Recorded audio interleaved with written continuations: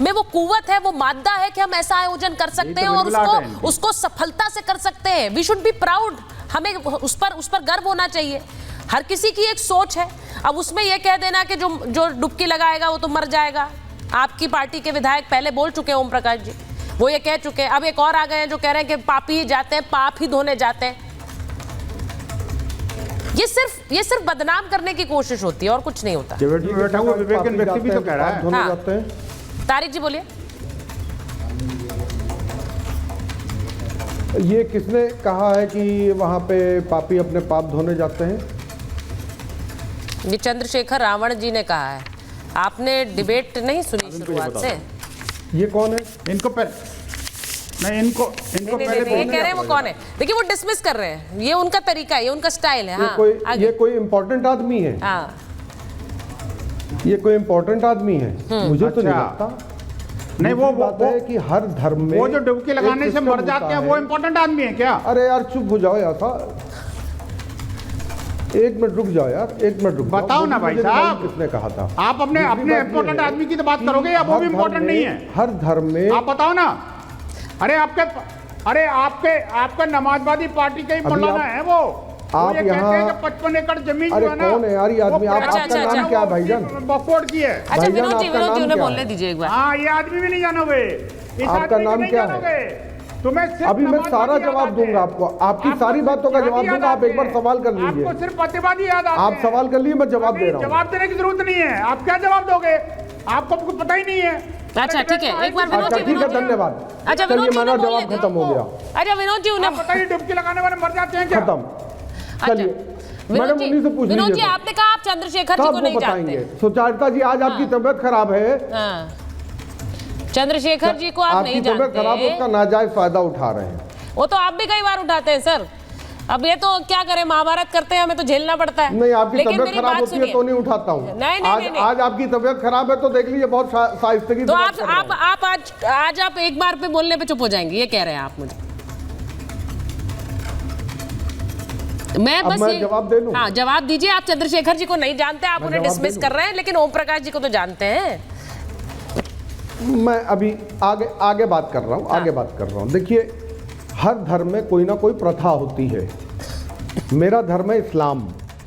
मेरे धर्म इस्लाम में एक प्रथा है जिसको कहते हैं हज। हज करने के बाद हमको जीवन में एक बार हज करना होता है, चाहे जैसे करें। अगर आप साहिब हैसियत, मतलब आपके पास पैसा है आने जाने का, वहाँ ठहरने खाने पीने का, तो आपको जाना ज़रूरी है। और वहाँ हम लोग क्यों जाते हैं? वहाँ जाकर वापस आते हैं तो हम लोग को नया जन्म मिलता है। एक तरह से हमारी आत्मा तक साफ होती है, हम लोग की सफाई होती है। भाई वैसे ही कुंभ में है, महाकुंभ में है, अगर हो रहा है तो क्या फर्क पड़ता है भाई? कौन सा बकवास की बातें हो रही हैं ये? वो तो जो उन्होंने ओम प्रकाश जी ने कहा, मैंने उनका सुन लिया। उन्होंने उन लोगों के लिए कहा था जो महापापी हैं, मतलब बीजेपी वालों के लिए कहा था। उन्होंने जनरल हिंदुओं के लिए नहीं कहा था। पहली बात तो ये है। दूसरी बात, एक प्रथा को, एक धार्मिक तरीके को है चंद्रशेखर की औकात की इस्लाम के ऊपर बोल दे, है चंद्रशेखर की औकात की वेटिकन के ऊपर बोल दे?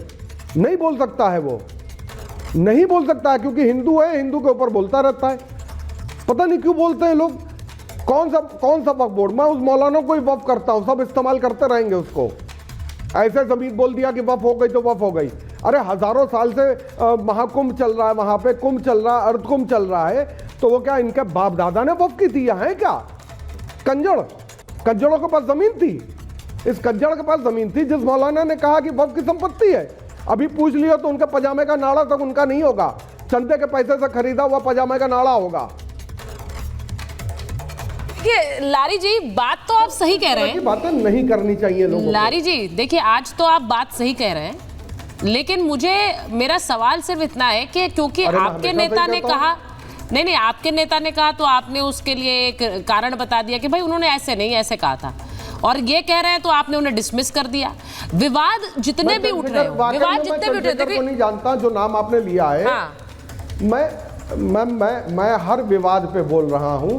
मैं चंद्रशेखर नाम के व्यक्ति को बिल्कुल नहीं जानता हूं, मैं उस पर क्या टिप्पणी करूं? अच्छा, चुनावों के दौरान तो बहुत जानते थे, वहां पर गठबंधन की बातें हो रही थी, साथ आने की बातें हो रही थी। चुनाव के बाद सब भूल जाते हैं। राजनीतिक दल, ये जो राजनीतिक दल होते हैं तारिक अहमद लारी पर्सनली जानता नहीं है। उनकी प्रवृत्ति ऐसी होती है। तारिक अहमद लारी पर्सनली जानता नहीं है। अच्छा, ठीक है। पर्सनली तारिक अहमद लारी पर्सनली हर किसी को जानता है, लेकिन इस व्यक्ति को नहीं जानता है। ठीक है, आप जो ये बात कह रहे हैं, टिप्पणी कर दूं उस आदमी पे?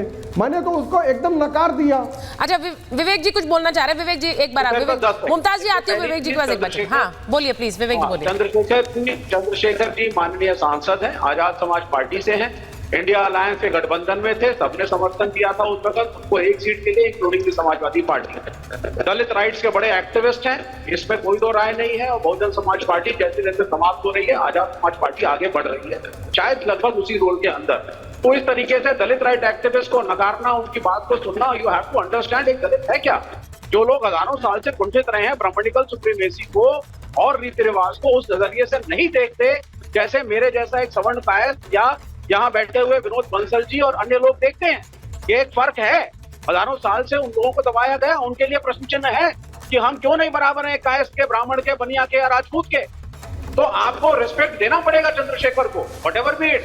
वो एक दलित के हिसाब से या डाउन साउथ एक द्रविड़ के हिसाब से अगर लोग अपने रिलीजन के अंदर कुछ बातों पे क्वेश्चन मार्क करते हैं और रैशनल सवाल करते हैं, वो तो कोई जाकर के कोई खड़े थोड़ी ना हो रहे भाई तुम जाओ ना जाओ। विवेक जी, जस्ट स्पोकन स्टेटमेंट।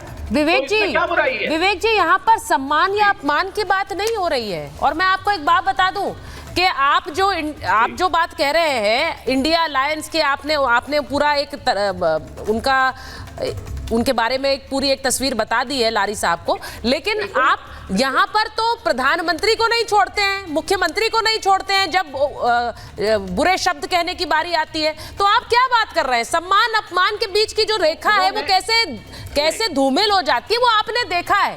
मुझे सिर्फ ये जानना है, मुझे नहीं, सुनिए, सम्मान सबका होना चाहिए। शब्द नहीं किया है, मैं सम्मान सबका होना चाहिए। सम्मान किसी का नहीं किया है। मैं यहाँ खड़ा होकर के सुचरिता जी आपसे एक सवाल पूछ रहा हूँ। 10 गलत काम करिए, टैक्स की चोरी करिए, ठीक से एंकरिंग मत करिए, और फिर जाकर के आप किसी एक रिलीजियस नदी में नहा देती हैं, तो क्या सारा कुछ जो आपने किया है तो ये कहते हैं क्या? ये कहा जाता है क्या? बता दीजिए। नहीं, ये कहा जाता है क्या? आप ये विश्वास करिए, आप गलत दिशा में जा रहे हैं विवेक जी, आप गलत दिशा में जा रहे हैं विवेक जी। चंद्रशेखर ने जो ये कोई नहीं कह रहा है। मैं एक बार सुनिए, शलभ मणि जी के पास मैं जाऊं। शलभ मणि जी, मैं आपके पास आ रही हूँ। ये जो बात कह रहे हैं, मुझे तो चंद्रशेखर जी ने जो बात कही है उसमें सीधे सीधे एक विभाजन की भी बू आती है। मैं क्यों कहती हूँ? क्योंकि योगी जी ने कहा, सुनिए मेरी बात, विवेक जी मेरी बात सुनिएगा, आपने अभी गिना दिया आप कायस्थ हैं, कोई ब्राह्मण है। योगी जी ने यही कहा कि जब कुंभ में डुबकी लगाते हैं कोई कायस्थ नहीं है, फिर आप श्रीवास्तव हैं वो त्रिपाठी है, आप श्रीवास्तव हैं वो त्रिपाठी है, कोई चंद्रशेखर है, कोई देखिए कोई फर्क नहीं पड़ रहा है कौन डुबकी लगा रहा है। सारे पंथ, सारे जातियां एक हो जाती हैं कुंभ की डुबकी में, ये योगी जी ने कहा है।